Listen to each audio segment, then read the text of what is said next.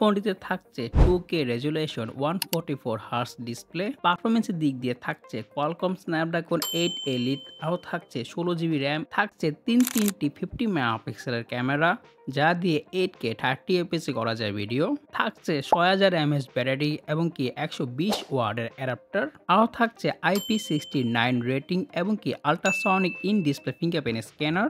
আর এই সব কিছুই আপনারা পাবেন ভিভো IQ13 এই ফোনটিতে। এই মুহূর্তে এসে এই ফোনটি কিরকম পারফরমেন্স করতেছে তাই জানাবো আজকের এই ভিডিওতে। আর এই সম্পূর্ণ ভিডিও জুড়ে থাকছি আমি শাহাদ হোসেন সজীব, আর আপনারা দেখছেন শাহাদ টেক ডে আউট।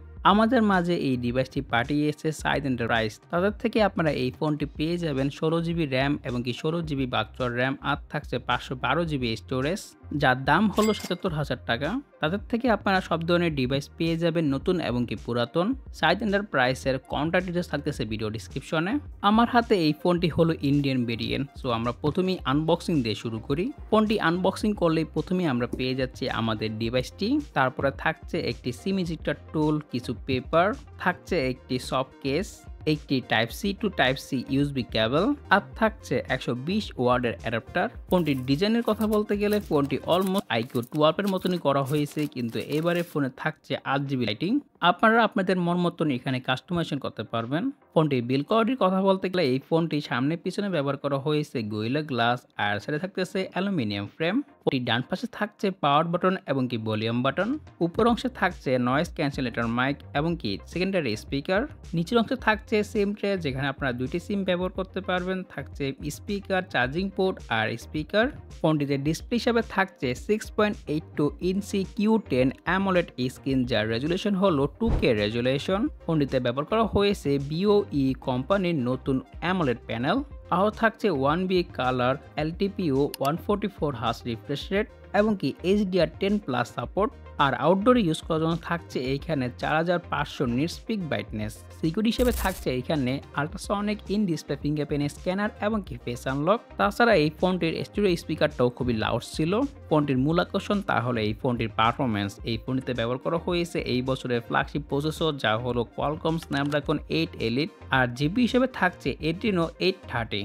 আর আমার হাতের এই ফোনটি ভেরিয়েন্ট হলো 16GB র্যাম এবং কি 16GB বাচ্চর র্যাম, আর থাকছে 512GB স্টোরেজ।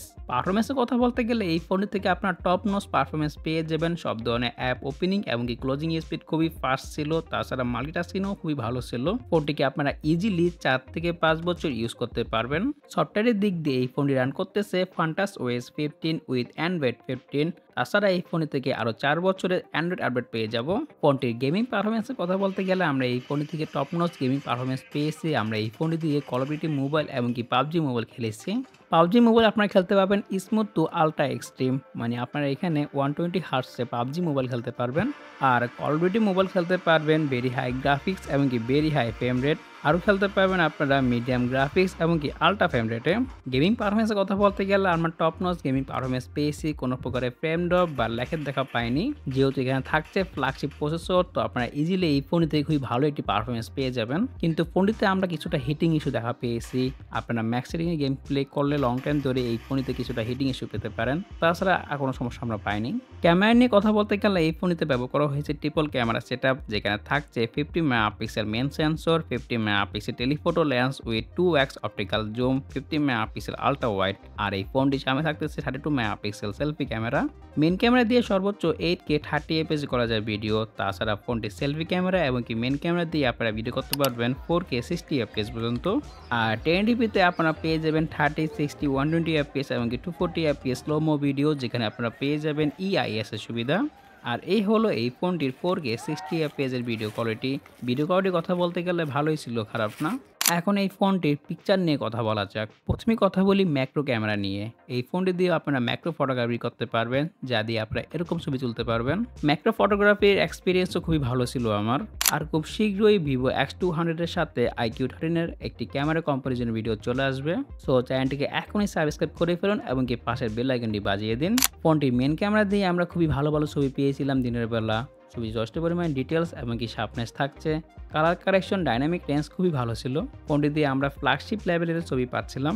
আর আপনারা পিকচার স্যাম্পল দেখে একটি আইডিয়া পাচ্ছেন এই ফোনটির পিকচার কোয়ালিটি কিরকম। নেক্সট কথা বলা যাক এই ফোনটির আল্ট্রা ওয়াইড নিয়ে। Ultra wide camera almost main ক্যামেরার মতনই ছবি দিচ্ছিল। কালার কারেকশন, ডাইনামিক রেঞ্জ খুবই ভালো ছিল। এখন কথা বলা যাক এই ফোনটির পোর্ট্রেট ছবি নিয়ে। এই ফোনে থেকে খুবই ভালো ভালো পোর্ট্রেট ছবি আমরা পেয়েছি। পোর্ট্রেটে আপনারা অনেকগুলো মোড পেয়ে যাবেন। আর আপনারা পিকচার স্যাম্পল দেখেও বুঝতে পারছেন এই ফোনে থেকে কতটা ভালো আমরা পোর্ট্রেট পাচ্ছিলাম দিনে অথবা রাতে বা লো লাইটে। সব ক্ষেত্রে খুবই ভালো ভালো ছবি দিচ্ছিল এই ফোনটি। এখন কথা বলা যাক এই ফোনটির নাইট ফটোগ্রাফি নিয়ে। রাতে আমরা এই ফোনের থেকে এরকম ছবি পাচ্ছিলাম। যদি লাইটিং কন্ডিশন ভালো থাকে তাহলে আপনারা এই ফোনের থেকে খুবই ভালো ভালো ছবি পেয়ে যাবেন রাতের বেলাও। আর আপনারা পিকচার স্যাম্পল দেখেও বুঝতে পারছেন এই ফোনটির ক্যামেরা কোয়ালিটি কতটা ভালো। ব্যাটারির দিক দিয়ে এই ফোনটিতে ব্যবহার করা হয়েছে 6000 mAh ব্যাটারি, আর থাকছে 120 ওয়াটের অ্যাডাপ্টার, যা দিয়ে 30 মিনিটের ভিতরে আপনারা ফুল চার্জ করে ফেলতে পারবেন। ব্যাটারি ব্যাকআপের কথা বলতে গেলে আপনারা ইজিলি একদিনের বেশি ব্যাটারি ব্যাকআপ পেয়ে যাবেন এই ফোনটি থেকে। সো ওভারঅল যারা এই প্রাইস রেঞ্জে একটি ব্যালেন্সফুল ফ্ল্যাগশিপ ফোন খুঁজেছেন তাদের জন্য iQOO 13 হতে পারে এটা বেস্ট চয়েস। বিশেষ করে আপনি যদি একজন গেমার হয়ে থাকেন আর লং টাইম ধরে এটি ফোন ইউজ করবেন তাহলে iQOO 13 হতে পারে আপনার জন্য বেস্ট চয়েস। সো আজকের এই ভিডিওটি এই পর্যন্তই। পরবর্তী কোন ফোনের ভিডিও বা রিভিউ চান তা জানাতে পারেন কমেন্টে। আর আজকের জন্য আমি বিদায় নিচ্ছি। আমি শাহাদ হোসেন সজীব, শাহাদ থেকে। আল্লাহ হাফেজ।